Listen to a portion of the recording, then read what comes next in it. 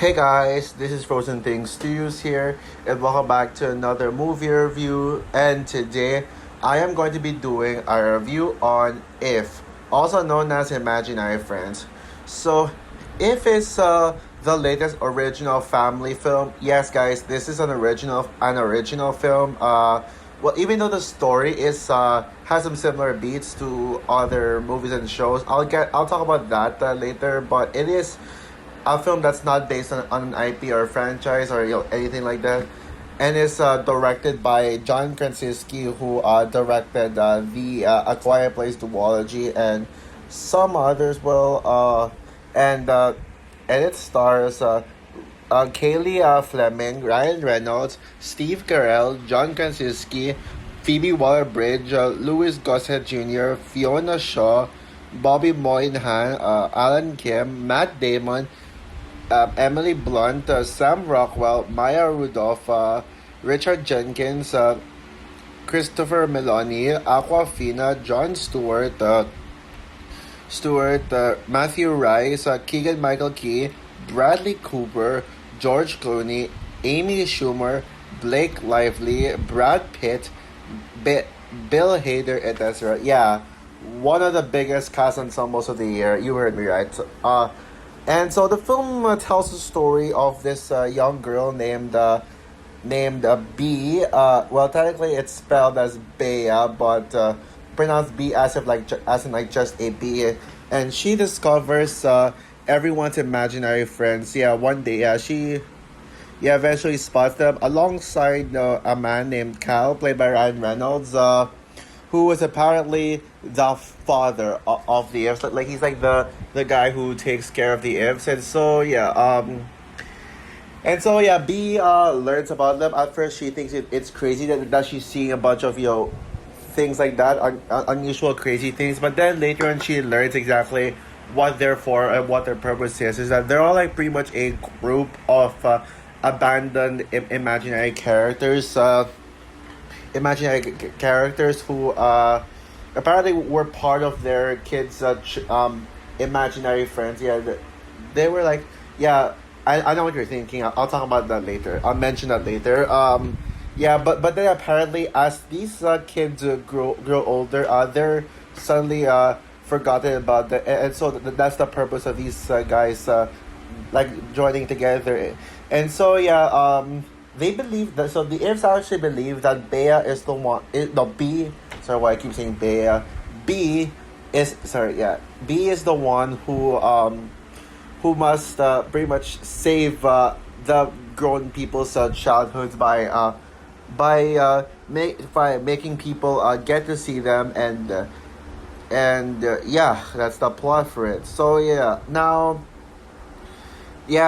I know what you were thinking when you first saw the marketing and me explain the plot.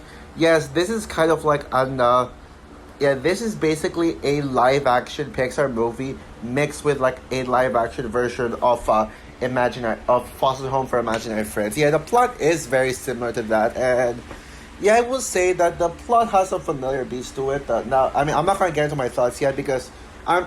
If you see my video, you probably know how it goes. So I'm just going to build it up to it. Hold on. Okay, yeah. So, anyways, now back to what I was saying. Now when it comes to my expectations for If, I will say, I was pretty excited for it, but I wasn't really hyped for it. I was like, when I saw the If trailer, I was like, okay, yeah, that looks good, but I don't think I'm going to be in a rush to watch it.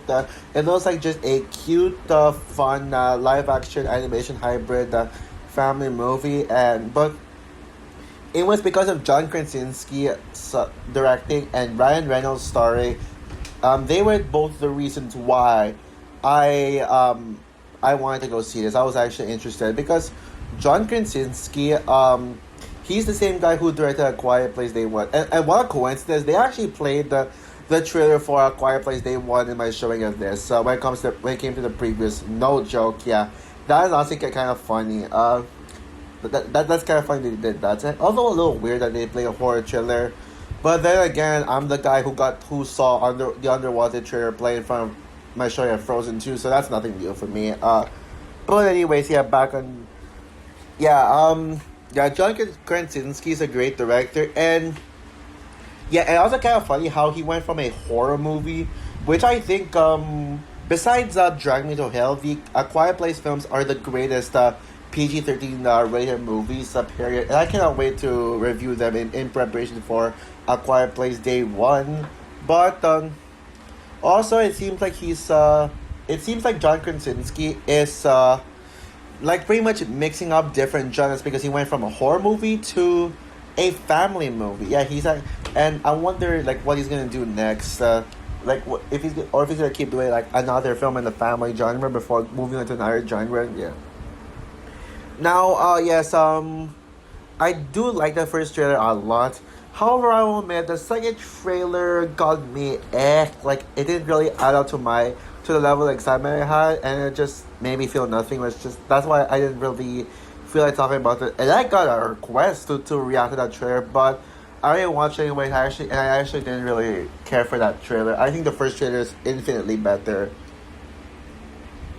But I think what really got me excited for this film, like what really raised my expectations up, were the reviews, and particularly a review from Soups, Matt Ramos. Now, I don't get something. Wait a minute, Matt Ramos, Soups didn't review If. He reviewed it on his Instagram, and he said that If is a movie that is very mature and very deep, and it feels like a movie that, while it is appropriate for kids because of how inoffensive it is, it's technically a film that speaks to adults. Like it feels like it's telling its message to older audiences, and it's just a kid friendly movie. So I was like, okay, now you're getting me sold on this one. And so after but yeah, so and I also okay, what was I saying? Okay, yeah, I know now. And then I saw Letterboxd reviews. They were all really liking it. Some of them absolutely loving it. Even some of the more strict critics that love this movie, like Film Stuffed.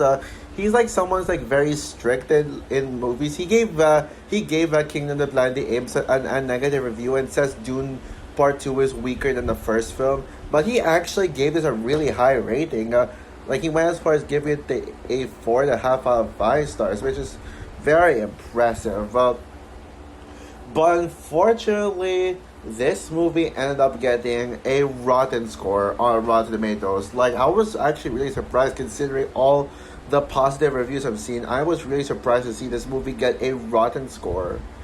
But I didn't believe these critics. I still went in with an open mind, wanting to like it and disagree with the critics. And after seeing it for myself today, I gotta say, this movie isn't good. It's even better than good. Yeah, this movie is certainly a hell lot better than what I expected it to be. And I mean that in a good way. Yeah, it was not what I thought at all. And in fact, if it's not what you think, and I mean that in a good way, yeah, the marketing doesn't do this justice. As this movie, if you guys remember the trailers, this was promoted as a cute and harmless kids movie. Like it was gonna be just all haha lighthearted comedy, or haha it's a kids movie. But sorry about that. But the actual movie, it's actually this is the most deep and mature family movie I've seen since Soul. It is a film that knows its audiences, and it is able to appeal to both kids and adults alike. It's family friendly due to it being inoffensive and harmless, but the story and messages were catering to older audiences. That is what a family movie should be. I'm sure you guys are aware with my problems when it comes to family movies nowadays, that family movies are just they're for kids, and like they don't appeal. Like I know like people have been hating on me for calling kids movies for a long time, and I've been using and the fact that I've been using kids movies, a movie that's quote unquote just for kids, as a criticism for a long time. But y'all just don't understand it. Here's the thing. I'm okay with a movie being aimed for children, but what I don't like is when kids movies cater to only kids, and they would find a way to annoy the hell out of adult audiences, so much so that when the adult audiences take the kids to go see this kids movie, they're going to be scarred for life. They're going to be like, why do we have to sit through this garbage? This is so babyish, and this is torture. That's what I want. I want a kids movie to appeal to everyone. Yes, it's true. Kids movies are for everybody. Animation is for everyone. I get that. But you have to know your audiences. That's the point I've been trying to make. Yeah, people just want to hate on me, honestly. That's why they're trying to think to try to understand it more, or maybe they're just stupid. Because it's the freaking Go Anime community who's responding to this to my sayings. Yeah, screw the Go Anime community, honestly. But anyways, if is one of those movies that's actually an example of a family movie done right. It is exactly what I want in a family movie. I know I usually say that to Disney and Pixar movies, that Disney and Pixar movies are the ones that knows its audiences, that knows how to cater to both kids and adults. But if did that too, a freaking live action animation hybrid did that. And live action animation hybrids are among those movies that actually cater to that that feel so kiddish. Like they only cater to kids and kids only. But if it's something else, I wonder what my subscribers will actually think of this movie, honestly, because I know the only reason they're excited for this movie is because of the fact that it's a movie aimed for kids, and that they like literally watch anything aimed for kids. I usually ask them why they love family movies. Is it because it's for kids, or is it because they just like it? Like, and then they say that, I ask them why they love animation, and they say it's because of their creativity and their like imagination. True that, but I don't get why. But if you love animation for that reason, then why don't you appreciate adult animated movies? Like you all say, oh, adult animated movies suck. Like, seriously, if you don't want animation to be for kids, if you don't want animation to be seen as just for kids, then freaking appreciate the adult animated movies. Why is it that hard? Heck, even PG-13 animated movies, the Go Anime community would hate. So, I know I'm going off topic, but I'm just saying, I'm actually very curious as to how they think of this movie. And heck, Soul, a movie that caters toward adults, despite being Pixar, they don't give Soul enough recognition for some reason. Always because it doesn't cater to them. I don't know, but yeah, that's what I'm trying to say. Yeah, so I am actually on topic. So don't tell me I'm off topic. Yeah, you just otherwise you're just stupid and doesn't understand what I'm saying. But anyways, what exactly is it that I love about If? This movie has probably one of the best messages of the year. Now, yeah. It is a movie that speaks to people who had a childhood, who had imaginary friends in their childhood. Specifically Riley from Inside Out. When she had, remember Inside Out, the movie where Riley had Bing Bong as her imaginary friend. Yeah, it's kind of like that basically. It caters to kids like her basically. And then they'd suddenly grow out to just forget about their imaginary friend, to just dump their imaginary friend for their adulthood, like college, work, marriage, like that. Yes, but yeah, it's a film that's about adults, that about a kid wanting adults to look back at their childhood memories and relive them. It is actually a film about its message is actually about appreciating life, appreciating life, appreciating the small little details of life. Yeah, whether when it comes to your adult life or your kid life, just appreciate any aspect of your life. Whether if you're an adult and then you do adult things, and then, I mean, just don't really feel bad that you had to leave your childhood behind, because your childhood is still there in your heart. Yeah, this is a movie about people who want nostalgia, basically. Yeah, nostalgia is basically the key word to sum this up. This film is very heartwarming. I mean, the trailers did sell this one as heartwarming, and people do it. It's not only heartwarming and fun, but it is also emotional and heavy as well. Yeah, this movie for a family movie, this is actually very heavy and risky, especially with the beginning of the film. Now, I'm not really going to tell you what exactly happens in the beginning of the movie, but I will say they really took a risky move, and even just my first impression was, damn, are they actually going to do this? Despite being a family movie, damn, and also even the end of the film, like, the end of the film is risky as well. Once you watch the movie, you'll probably know what I'm talking about. Talking about, and I gotta say, yeah, I absolutely love the designs of the If. They're absolutely perfect. You know, when it comes to live action slash animation hybrid movies, one of the things you should get right is making it believable that these characters are talking to these animated characters, and not just the cardboard. A lot of these live action animation hybrids fail like this because these because of how poorly designed that these animated characters are. Yeah, they're so poorly designed that you're not convinced that the actor is actually talking to that animated character. It almost feels like the human live action character is talking to a cardboard or something. And yeah, but I think that the designs here are absolutely perfect. And I love the characters too as well. Whether humans or if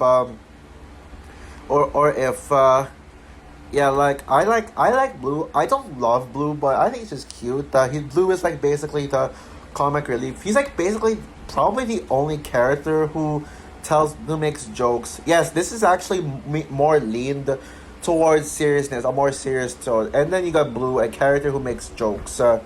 But yeah, and you got so many ifs as well.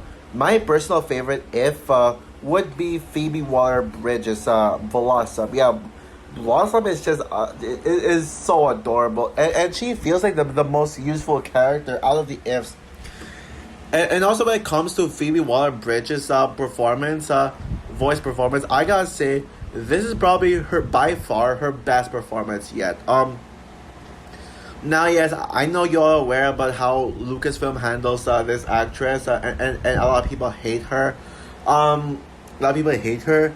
I hate her as L3 in Solo. I think that is her most garbage performance yet. And well, I still think Helena from Indiana Jones and Dial of Destiny is over. I think she is overhated, but not great either. But Blossom is far superior. Yeah, we need more Blossom in this world. I swear. And also, speaking of which, the performances are all great. Although those big name stars, like Matt Damon, Emily Blunt, Sam Rockwell, Maya Rudolph, Maya Rudolph, Richard Jenkins, Aquafina, Jon Stewart, Matthew Rice, Keegan Michael Key, Bradley Cooper, George Clooney, Amy Schumer, Blake Lively, Brad Pitt, Bill Hader. Yeah, those guys, they all seem like guest appearances. But I think but just the fact that they're in this movie, it really says something. Yeah, I love Emily Blunt's Unicorn. Yeah, Unicorn is just adorable. And Aquafina was actually serviceable, I guess. Now, yes, this is just one of those movies where you're like, oh, Aquafina is just here, like, again? Aquafina again? Like, why is she in everything now? I mean, yeah, I don't like it when Aquafina is just there just for the sake of paycheck. Although that did not affect my thoughts on the film, I will say. And this movie's not perfect, actually. There are some criticisms, there are some flaws I have with this film, but I will get to them shortly. But after I talk about the performances and another aspect, the performances are great. The voice performances, particularly, I mentioned Phoebe Waller-Bridge and Steve Carell as well. as well. I mean, he's better than Gru. I honestly, yeah, no joke. I think Steve Carell in this movie is better than Gru, and it's kind of funny because I actually heard I got a lot of Gru vibes from Steve Carell's voice performance, but the MVP of the movie has to be Kaylee Fleming as B, the lead star of this film. One of the things that's very misleading about the trailer is that it promoted Ryan Reynolds as Cal as the protagonist of the film. But actually, he's the deuteragonist. He's like the second main character. B is the main character. And man, let me tell you right now, Kaylee Fleming is actually Kaylee Fleming gave an absolutely incredible performance. I absolutely love Kaylee Fleming in this one. Yeah, she gave a very emotional and powerful performances, and so far, when it comes to my Frozen Award 2025, she might be nominated for Best Actress. Although I doubt that will be the case at the end of the year. But still, Kaylee Fleming is incredible as B. That's so good. Oh, and by the way, do you know that she is actually young Rey in Force Awakens? Yeah, that flashback. Yeah, remember that? Yeah. Yeah, that's her. Yeah, she's literally, yeah. So, yeah, we got both Rey and Helena in the same movie, believe it or not. I also love the grandmother's whole film the show. Great, that performance. And I will say also, this film actually did make me tear up. There was one emotion scene that was really emotionally powerful. Emotionally powerful. I won't say what it is, but I mean, it's impossible not to cry in that scene. I will say, and my favorite scene in the film was actually not one of those deep and emotional and powerful scenes, but rather a fun scene. It's a scene where, like, remember the trailer when Cal and B go inside this hidden the home of the F's, and the one that looks like a live action Foster's Home for Imaginary Friends, like that. Yeah, and like scenes with, like, them running around that whole house, and then it proceeds to like a certain dance number. Yeah, that's my favorite scene in the film. By the way, this is not a musical. That dance scene you saw was actually just them dancing to an IP song, to a classic song. Yeah, a classic IP song, I think. And speaking of music, Michael Giacchino's score, oh man, his score is beautiful. Michael Giacchino is one of those composers who can do no wrong, and he once again knocks it out of the park with this score he did. This is why I love scores, man. And honestly, it's one of the best scores of the year. Yeah, so far. And yeah, so yeah, this isn't one of my favorite films of 2024, and yeah, I'm imperfect. As for my little flaws with the film, there were some jokes that felt repetitive up to the point where it could get a little bit annoying. For example, Ryan Reynolds, like Kyle, constantly tripping on an invisible if, and he's like, Keith! Yeah, that was like a little, it was kind of like a funny joke, but I think they did it a little too much, up to the point where that running gag was kind of like getting annoying. Like, it shouldn't have been a running gag. And Blue can be annoying at times, I guess. And also, I would say that while I don't think Ryan Reynolds was bad at all, I think this might be one of his weaker performances. I think he's okay. I guess he's alright. However, I feel like he should have been casted. He should have been someone who voices an if instead of just playing a regular human. And maybe John Krasinski could have played Cal, and Cal could have been could have been like B's father. That would have been more interesting, a more interesting route to take. And Ryan Reynolds, I think he'd be more fit to voice an if. But other than those minor crimes, If is just a wonderful film that made me very happy. I don't get why critics rated this film low. I feel like the only reason they rated this film low is just because it's a live action animation hybrid. Seriously, at this point, the critics are just biased against these live action animation hybrid. That they refuse to give this one a chance. Oh well, maybe I guess Pokemon, Detective Pikachu, and the Sonic duology are exceptions, but otherwise, yeah, I think that was incredibly biased to rate this film low. At least a 70% would do, or a 60. But why Rotten on Rotten Tomatoes? I don't get it. So with that said, I'm going to give If a 4.5 stars out of 5. So for my review on If, what are your thoughts on the film? Have you seen this film? If you haven't, are you excited for this film or not? Comment down below, like, subscribe, hit the notification bell, and stay tuned for my continuation of the Frozen Awards. I'll try to make that my next video, and that will most likely be my final part of my Frozen Awards. And stay tuned for my review on the Mad Max films leading up to Furiosa with Mad Max 1979, Mad Max 2 The Road Warrior, Mad Max Beyond Thunderdome, and Mad Max Fury Road. So yeah, bye guys.